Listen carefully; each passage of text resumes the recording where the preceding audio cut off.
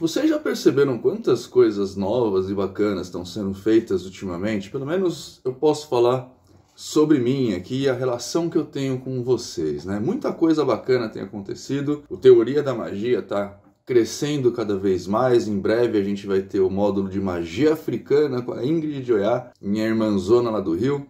Já temos lá módulo de magia do caos com o Fausto Ramos, já temos módulo de magia nórdica com o Léo Amorim, já temos módulo de Wicca com o Cedric Nightingale. Também temos várias palestras que estão acontecendo lá no Templo da Ordem do Grande Oriente Místico em São Paulo. Amanhã, por exemplo, nós vamos ter uma palestra Hipnose é Magia, para responder aquela pergunta que vocês sempre me fazem, né? Se isso é hipnose, se isso não é hipnose, enfim. O Hermetismo on the Road, que está rodando o Brasil aí. Já estive em Curitiba, já estive no Rio de Janeiro. Logo estarei em Brasília, depois tem Vitória, depois tem São José do Rio Preto, enfim. Muita coisa está acontecendo, né? Muita coisa eu tenho feito para vocês, para trazer um pouco da filosofia hermetista, para ajudar vocês a mudarem de vida e tirarem essa coisinha da cabeça de vocês de que magia é milagre, é fazer alguma coisa, jogar um pó de pirlim-pim-pim, alguma coisa assim. Mas uma coisa sempre me perguntam nesses lugares, e isso tem, confesso, me preocupado um pouco. A pergunta que eles me fazem, eu vou tentar responder para vocês aqui de uma forma fácil e prática. Como que eu posso melhorar a minha visualização? Então vamos falar um pouquinho sobre visualização ativa.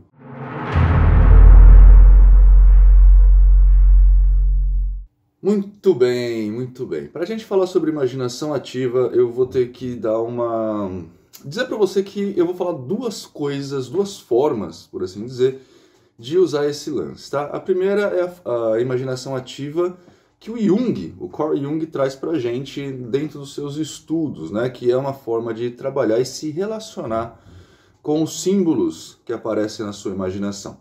A segunda forma é uma espécie de forçar a imaginação, para você conseguir trabalhar a questão de construções imagéticas dentro da sua mente, para que você possa solidificá-las, por assim dizer, que é o que a gente mais usa na magia, tá? A primeira forma do Carl Jung, ele, claro, trouxe isso e desenvolveu esse pensamento como uma forma de tentar entender, compreender o self de cada um, compreender o interior, aquilo que está dentro de cada um de nós. E para isso ele desenvolve uma forma de pensamento que vai trabalhar com essas imagens que aparecem no nosso inconsciente, de forma a dar-lhe algum significado posterior. Complicou? Então vem comigo aqui, ó. Para a neurociência, imaginação e criatividade, ou imaginação e memória, acontecem em áreas muito próximas do cérebro, tá? São quando você tenta lembrar de algum fato, na verdade você não está lembrando, você está imaginando aquele fato. E isso se torna um problema, porque na maioria das vezes a sua memória, o que você está trazendo como uma memória do seu passado, é na verdade resultado da imaginação daquele passado. Quando a gente está falando de imaginar, nós estamos falando de criar fatos em nossa mente. E esses fatos, obviamente, acontecem através de símbolos, né?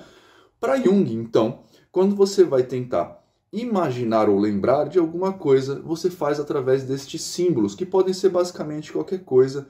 E claro, vocês vão ter que tentar entender o que é um símbolo antes de saber o que o Jung está falando. Símbolo basicamente é qualquer coisa que traz um significado por trás. Isso é maravilhoso, né? Porque Freud também vai falar alguma coisa a respeito. Quando a gente está lembrando de alguém, por exemplo, a gente não lembra, não se relaciona diretamente com essa imagem que está vindo na nossa cabeça de forma concreta. A gente se relaciona com essa imagem de forma sentimental. Quando a gente lembra de alguém, por exemplo, o que a gente evoca, o que a gente traz de dentro de nós é o sentimento que a gente relaciona com essa pessoa.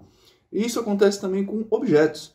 Quando você vai tentar lembrar de uma cadeira, você automaticamente lembra do conforto que aquela cadeira te dá, ou do desconforto que aquela cadeira te dá. Todo símbolo, quando a gente rememora, a gente traz sentimentos a partir dele. Então, qual é o lance aqui da visualização ativa? É você ressuscitar de dentro de você as imagens que elas apareçam de forma livre. Ou seja, você vai aqui não forçar uma lembrança, mas você só vai parar, ficar quietinho e deixar alguma coisa vir na sua mente. Quando essa coisa aparecer na sua mente, então, você vai tentar entender a relação que ela dá para você. É uma espécie de autoanálise aqui. Você vai olhar para aquilo e tentar entender qual sentimento aquilo evoca. Por exemplo, até hoje eu tenho uma figura muito forte na minha mente, que é o bolo de fubá. Toda vez que eu sinto o cheiro de bolo de fubá, eu lembro da minha avó.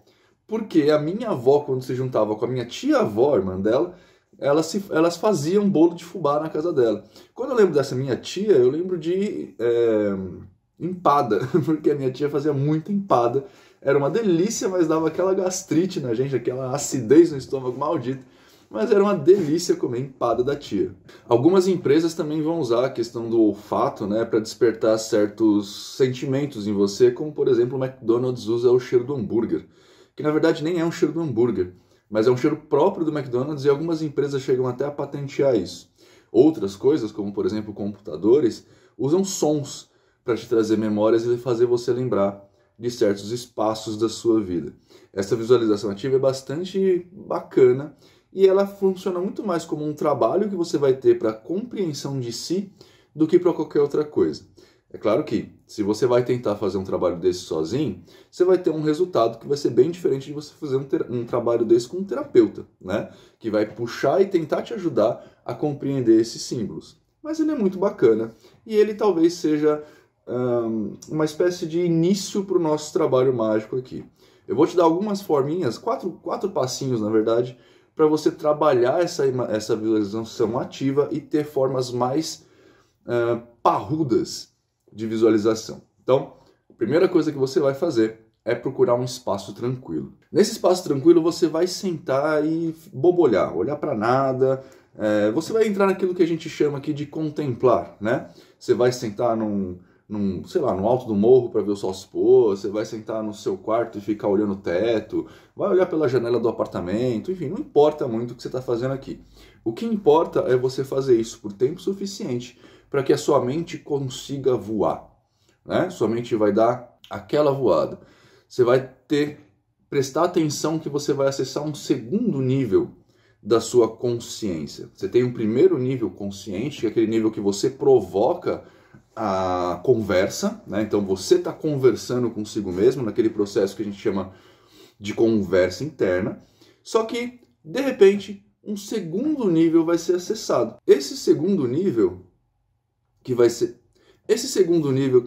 eu acabei de perceber que eu estou com o microfone aqui, mas eu não pluguei o microfone. Esse segundo nível acessado, ele é exatamente o que a gente está procurando, tá? Que são as suas memórias mais profundas, a parte do seu inconsciente que está precisando se comunicar com você, por assim dizer. Nesse momento, uma coisa muito boa para você fazer é ter um papel e caneta perto, ou alguma coisa assim, porque é a hora que vai começar aqueles desenhos automáticos, sabe? Então você deixa rolar esses desenhos, essas figuras, não se preocupa muito em fazer coisas que tenham algum sentido, só deixa rolar para sua imaginação ajudar o seu inconsciente a despertar. Num segundo momento, ainda nesse mesmo exercício, você vai pegar essas imagens que você estava trabalhando aí, que você estava deixando rolar, e começar a trabalhar um pouquinho melhor. A ideia aqui é você fazer uma mistura do consciente com o inconsciente. Então você não pode pensar nem de mais e nem de menos sobre aquele ato que você está construindo ali, beleza? Mas pega umas imagens ou o texto que você estava escrevendo, né? A primeira parte é bem livre com relação a isso. E dá uma segunda trabalhada, né? Pega naquele negócio que você pode fazer legal, que te traz alguma sensação, tenta entender essa sensação e continua trabalhando nela. Depois você vai para uma terceira parte. Essa terceira parte é quando você pega toda aquela brincadeira que você estava fazendo e realmente finaliza ela, tá? Então é uma espécie de arte final da sua obra aí. Então você vai pegar aquele texto que você estava escrevendo, ver as partes mais legais, você vai pegar a imagem que você estava produzindo, ver as partes mais legais e construir aquilo. E aí você tem que ter uma quarta parte, que é uma das partes mais importantes, que é analisar o resultado. No final, quando você se der por satisfeito, quando sua mente já estiver um pouco cansada, você vai parar, olhar para tudo aquilo e aí tentar interagir com aquilo de uma forma que aquilo converse com você, tal qual você converse com aquilo. Ou seja, você vai dar para aquele negócio que está na sua frente, para aquele símbolo que está na sua frente, uma igual importância de interlocução com você que você tem com aquilo. Então você não vai julgar nem ao mesmo ponto que aquilo não vai te julgar. Só deixa acontecer naturalmente, né? Deixa aquele negócio acontecer e tenta aprender com o que está rolando ali, tá? Essa é uma técnica de visualização que ela busca um aprofundamento psicanalítico em você, para que você consiga, de alguma forma, entender-se no processo. Geralmente, a visualização ativa neste processo, como eu disse, é usado em caráteres terapêuticos, né? Dentro de uma psicanálise, por exemplo, para ajudar o psicanalista a entender um pouquinho melhor o seu analisado ali, beleza? Só que você pode usar isso como uma técnica para aquela famosa palavra, o famoso termo que todo mundo usa, que é o autoconhecimento. Você consegue trabalhar com esses símbolos de alguma forma para você se entender um pouco melhor e compreender o que você pode fazer na sua vida. Agora, a segunda parte, a segunda forma da compreensão do termo visualização ativa é muito mais interessante para o mundo mágico, uma prática, por assim dizer, quando você vai construir um ritual ou alguma coisa assim. Presta atenção. Nosso cérebro é um órgão que ele pode ser trabalhado como um músculo. Ele não é um músculo, tá? Mas ele pode ser trabalhado como um músculo, o que quer dizer que quando você mais usa, quanto mais você usa ele, mais você obriga ele a ficar forte. Nos músculos a gente vai chamar isso, né, de quebra de fibras e tal, não sei o que lá, de rompimento de fibra, e aí o músculo vai construir novas fibras para ficar mais inchadinho, essas coisas todas. Ele vai construir novas fibras, certo? No cérebro a gente constrói novos caminhos neurais, né? A gente chama isso de potenciação de longo prazo. A gente vai construindo novos caminhos neurais que vão dando para a gente melhores conexões entre as lembranças e memórias e ideias. Para quem não sabe, nossas lembranças, memórias e ideias acontecem no nosso cérebro através de caminhos que um neurônio faz com o outro, de perninha que liga um neurônio a outro, trocando neurotransmissores nas sinapses, e isso faz com que a gente tenha uma ideia, ou uma memória, ou qualquer coisa assim. Quando a gente cria potenciação de longo prazo, a gente está pegando um mesmo caminho e criando subcaminhos que vão fazer com que a gente lembre daquilo muito mais fácil, tá? É por isso que pessoas que vão aprender sobre determinado assunto, em geral, precisam aprender sobre as coisas que estão em volta daquilo também, porque isso faz com que essa periferia fortaleça a avenida principal da ideia em si, né? Então, quando você vai aprender sobre, por exemplo, receita de bolo de fubá, aprenda também sobre receita de outros bolos, para que você consiga, na hora de fazer o bolo de fubá, ter melhores percepções e memórias mais vívidas. Isso também serve para você quando vai fazer uma prova, tá? Não estuda só sobre objeto direto, estude sobre construção frasal, para que o objeto direto passe a fazer sentido para você e você consiga acessar aquela memória mais fácil. Mas, de qualquer forma, para a magia, quando a gente está falando de visualização, nós precisamos primeiro de referências, né? A gente precisa ver coisas. E o mago, como um grande contemplador, como já foi falado na primeira parte do vídeo, está acostumado com essas referências. Então, o mago torna-se um observador. E isso você tem que treinar bastante, o ato de observar. Observar não é um negócio tão fácil quanto todo mundo vê. Você olha, mas não observa. São coisas diferentes e eu aprendi isso, por incrível que pareça, na faculdade de artes, né? Porque você, como um desenvolvedor de imagens, você precisa ter referências. Só que a gente está acostumado a olhar as coisas muito no en passant. A gente só passa o olho e não enxerga as coisas ali. Eu vou te dar um exemplo bobo que para mim fez muito sentido na faculdade, talvez para você não faça, mas eu quero que você tente fazer esse exercício. Olha para alguém perto de você, para alguém de verdade, 3D, não serve eu, tá? Para alguém que está do seu lado. E tenta entender o que faz com que seu olho distingua fundo de figura. A gente sabe que aqui acaba o rosto da pessoa, mas o que exatamente aqui dá essa impressão para a gente? Tenta descobrir aí. A primeira grande situação, o primeiro grande exercício que você pode fazer é exatamente esse. Observar com atenção as coisas, as formas e os seus detalhes. Então, quando você vai olhar a sua namorada ou o seu namorado, não olha só nos olhos. Eu sei que olhar no olho tem toda aquela importância, mas tenta olhar no todo. Lá na faculdade a gente perdia um tempo fazendo isso. Inclusive tinha alguns exercícios bem constrangedores que a gente fazia, de colocar um modelo vivo na nossa frente, pegar um único quadro, o quadro que o seu olho fecha, né? Esse quadro, no meu caso, começa aqui, termina aqui, até aqui, ó. Aqui até onde a minha visão periférica vê, tá vendo? Pegar esse quadro e ficar olhando por, tipo, 3, 5 minutos o mesmo ponto para que a gente consiga avaliar com a maior capacidade possível os mínimos detalhes daquilo.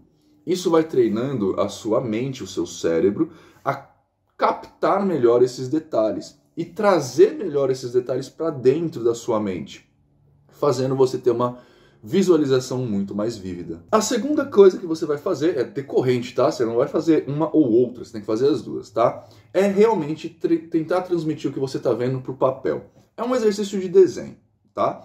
E não, você não precisa ser mestre em arte, você não precisa saber desenhar pra caramba, você não precisa ser artista como eu fui, como eu sou, né? Artista a gente não deixa de ser. Você não precisa ser artista, mas você tem que tentar transmitir o que você está vendo pro papel na sua frente. Por quê? Porque você vai estar aprendendo com esse momento a criar um símbolo, que é o que você está vendo, e a decodificar o símbolo na hora que você transfere para o papel. Esse exercício cerebral, esse exercício neural, vai fazer com que você consiga compreender melhor o que você está vendo, também transmitir melhor o que você está vendo, e isso fixa melhor as imagens no seu cérebro. De novo, você não precisa ser um grande desenhista, o que você vai fazer no papel não precisa estar ótimo, bonito, perfeito, mas você tem que se esforçar para isso, para que você consiga imprimir as imagens que você está vendo na tela mental que você tem, no seu cérebro. A terceira grande coisa é disciplina, tá? Você tem que fazer isso com frequência. A gente tinha que entregar, eu lembro até hoje, no colegial, eu fiz colégio técnico de desenho, e na universidade, eu fiz faculdade de artes.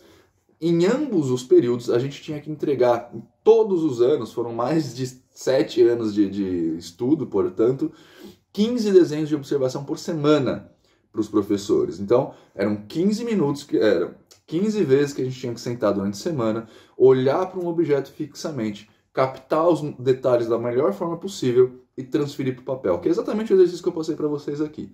Com o tempo, com a prática, isso vai se tornando muito automático e você vai começando a observar coisas que você não costuma observar. Mas o importante é que você vai começar a impressionar o seu cérebro com essa imagem de uma forma que você não está acostumado. E isso, obviamente, vai aumentar em muito a sua capacidade de visualização. Esse é um dos principais pontos que você pode trazer para ter uma visualização mais forte e mais ativa. Agora, você quer saber o que fazer com essa visualização? Então eu vou falar para você. Clica aqui, ó. teoriadamagia.com.br é a nossa universidade mágica que vai te dar muitas dicas e ensinar você a colocar tudo isso em forma prática para que você consiga ser um grande mago no futuro. E também, e isso está lá dentro, para que você consiga trabalhar como eu, com magia, atendendo pessoas ou ajudando a si mesmo, ajudando seus familiares e ter uma vida muito mais bacana, muito mais legal, fazendo rituais muito mais funcionais, né? Rituais realmente que funcionem e melhorar sua vida a partir daí, beleza? Era isso que eu tinha para falar hoje para vocês. Eu espero que vocês tenham gostado e espero que vocês coloquem em prática essas diquinhas aí para que você consiga levar a sua visualização a um outro nível. Se você tem dúvidas, como sempre, coloca no campo de comentários aqui. Se você gostou, curte. Se gostou pra caramba, compartilha. Se gostou muito, então, torne-se um demonino, um membro do canal, para que você possa, além de sugerir temas aqui pra gente, também sugerir os pastores que a gente vai reagir e ajudar a gente no canal a construir, a crescer cada vez mais, beleza? Espero que você tenha uma ótima vida, seja uma pessoa maior que você foi até agora. Tchau!